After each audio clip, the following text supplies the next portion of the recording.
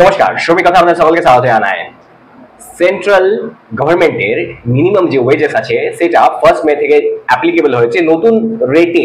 সেই রেটটা যতগুলো ডিপার্টমেন্ট আছে, মনে করুন আপনি ভারত সরকারের অধীন কর্মস্থ কোনো এমন ডিপার্টমেন্টের মধ্যে আপনি রয়েছেন যেখানে কেন্দ্র সরকারের যে নিয়ম নীতি আছে সেগুলো অ্যাপ্লিকেবল, তার উপর আপনি যে ন্যূনতম যে মজুরি পাবেন তার উপর সেই মজুরিটা আপনি পাবেন। আপনি মনে করুন কোনো এমন সেক্টর রয়েছেন যেটা কিনা কেন্দ্র সরকারের অধীনস্থ, যেমন আমি তো উদাহরণস্বরূপ আমি আপনাকে বলি, তাহলে আপনি এটা মনে করতে পারেন যদি কোথাও পেট্রোলিয়ামের কোনো কাজ চলছে সেখানে, যদি কোথাও কয়লা খনন হচ্ছে সেই জায়গাতে, আবার মনে করুন আপনি যদি স্টেট ব্যাংকের ভিতরে কাজ করছেন সেটা আপনার কেন্দ্র সরকার অধীনস্থ। এছাড়াও যদি মনে করুন আপনি কোনো পোস্ট অফিসে কাজ করছেন সেটাও কিন্তু কেন্দ্র সরকারের অধীনস্থ। তাহলে এই যে ন্যূনতম যে মজুরিগুলো আছে সেই মজুরিগুলো বিগত বছরের তুলনায় এই যে এপ্রিল মাসে যেটা রিভাইজ করা হয়েছে সেটা আপনার মে মাস থেকে অ্যাপ্লিকেবল হয়ে যায়, আর মে মাস থেকে আপনি ওটা পাওয়া চালু করে দেন। এইবার কথা হচ্ছে আপনি কত টাকা পাবেন, আনস্কিলড ওয়ার্কারদের জন্য কত হবে, সেমি স্কিলের জন্য কত হবে, স্কিলের জন্য কত হবে, হাইলি স্কিলের জন্য আবার কত হবে। তাহলে চলুন ভিডিও শুরু করা যাক। আপনি যদি চ্যানেল নতুন আছেন চ্যানেলটা অবশ্যই সাবস্ক্রাইব করে পাশে যে নোটিফিকেশন বেলটি আছে ওটাকে অনেক ক্লিক করবেন। আমি এরকম অনেক ইনফরমেটিভ ভিডিও আগামী দিনে নিয়ে আসবো। দেখুন এই যে মিনিমাম ওয়েজটা অনেকটা বেড়ে গেছে, সেই মিনিমাম ওয়েজটা আপনি ভারত সরকারের অধীনস্থ কোনো যেমন ডিপার্টমেন্টে কাজ করছেন যে সেটা পুরো ভারতের মধ্যে যে কোনো জায়গাতেই হতে পারে। আপনি মনে করুন হয়তো কাশ্মীর রয়েছেন, কাশ্মীর থেকে কন্যাকুমারী পর্যন্ত প্রত্যেকটা জায়গাতে এই রুলটা কিন্তু চলে।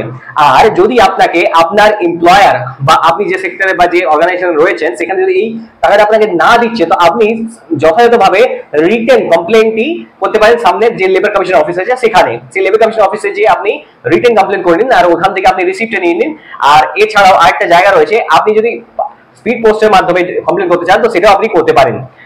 এটা কত টাকা বেড়েছে আর বার্নপুরে এত কম কেন, চলুন এটাকে আমি একটা খাতায় লিখে রেখেছি, সেই অনুযায়ী আমি আপনাকে বুঝিয়ে বুঝিয়ে বলবো যে এখানে এতটা স্বৈচ্ছাচারিতা কি রকম ভাবে হচ্ছে। তাহলে চলুন ওই জায়গাটাকে আমরা এবার দেখে নিই।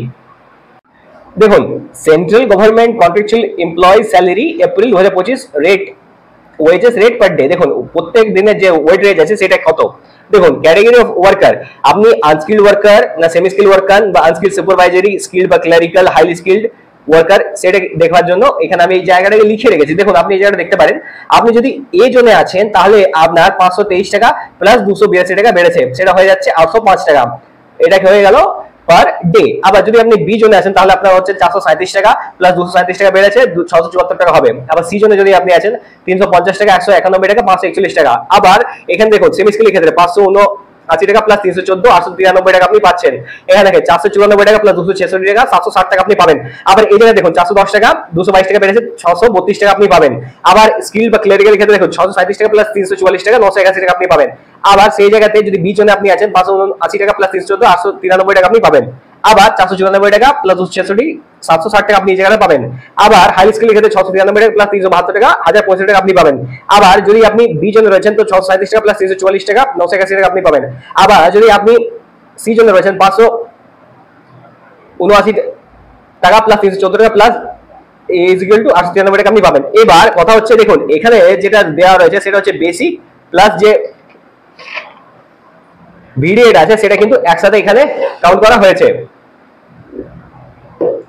এবার কথা হচ্ছে দেখুন এখানে যেটা রয়েছে সেটা কিন্তু central sphere minimum wages April 2025, সেন্ট্রাল গভর্নমেন্টের যে মিনিমাম ওয়েজেস সেটা এপ্রিল 2025 থেকে দেওয়া হচ্ছে। এবার দেখুন central government minimum wages including VDA, ভিডিএটা আবার কি জিনিস দেখুন, ভিডিএ মানে হচ্ছে ভ্যারিয়েবল ডিয়ারনেস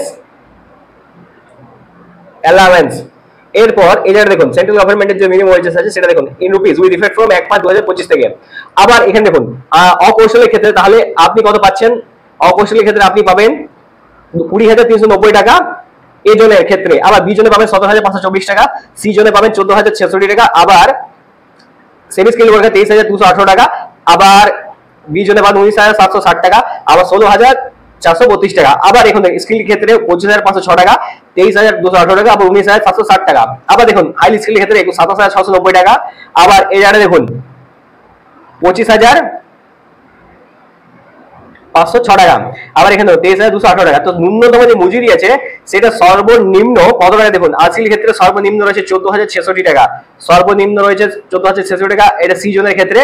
আর আর যদি আনস্কিলের ক্ষেত্রে যদি আমি সি জোন ধরি তো 23,218 টাকা, 23,218 টাকা সর্বনিম্ন রয়েছে। এবার দেখুন যদি আপনি এ জোনে আছেন তো 20,390 টাকা সর্বনিম্ন, আর সর্বোচ্চ 27,690 টাকা। আবার যদি বি জোনে আছেন, বি জোনে হচ্ছে দেখো 17,524 টাকা, আবার হাইয়েস্ট যাচ্ছে 25,506 টাকা। এবার আমি আপনাকে কিছু একটা জায়গা বলি, যদি সেল প্লান্ট গুলোতে স্টেট গভর্নমেন্টের ন্যূনতম মজুরি না দিয়ে সেন্ট্রাল গভর্নমেন্ট ন্যূনতম মজুরি দিত, তাহলে আজ সকল কর্মচারীরা অনেক গুণ বেশি টাকা পেত। সেল একটি পিএসইউ পাবলিক সেক্টর আন্ডারটেকিং, তাই অনেকটাই সুবিধাবাদী, শোষণমূলক নীতি চালায়। এরপর চলুন আমি আপনাকে একটা জায়গা দেখিয়ে দিই। দেখুন আমি বর্তমানে আসানসোলের বাসিন্দা, এবার আমি আসানসোলে থাকি। ভারতের পশ্চিমবঙ্গে পশ্চিম বর্ধমান যে জেলা রয়েছে তার ভিতরে রয়েছে আসানসোল। এই আসানসোলটা ভারতের পশ্চিম বর্ধমান জেলার আসানসোল শহর হলো একটি বি জোন এরিয়া। দেখুন এটা আপনি মনে করুন বি জোন এরিয়া। এবার বি জোন এরিয়া সেন্ট্রাল লিস্টে রয়েছে, কিন্তু ওয়েস্ট বেঙ্গল গভর্নমেন্টের যে লিস্ট আছে ওখানে কিন্তু এটা এ জোন এরিয়া। এবার এখানে যেহেতু এটা বি জোন এরিয়া পড়ছে সেন্ট্রাল গভর্নমেন্টের লিস্টে, তাহলে এটাকে বি জোনটাই আমাকে ধরে নিতে হবে। তাহলে যদি সেল আইএসপি সেন্ট্রাল ওয়েজ দিত, যেমন সেল ডিএসপি দিয়ে থাকে, তাহলে স্যালারি ভালো হতো। এবার দেখুন যদি এই জায়গাটা আমরা ধরি, তাহলে দেখুন আনস্কিলদের ক্ষেত্রে থাকতো 17,524 টাকা, সেমি স্কিলড 19,760 টাকা, আবার স্কিলদের ক্ষেত্রে 23,218 টাকা, আর হাইলি স্কিলদের ক্ষেত্রে দেখুন 25,506 টাকা। কিন্তু বার্নপুর আইএসপিতে ওয়েস্ট বেঙ্গল গভর্নমেন্টের minimum wages plus 3,300 welfare allowance দেয় শুধু।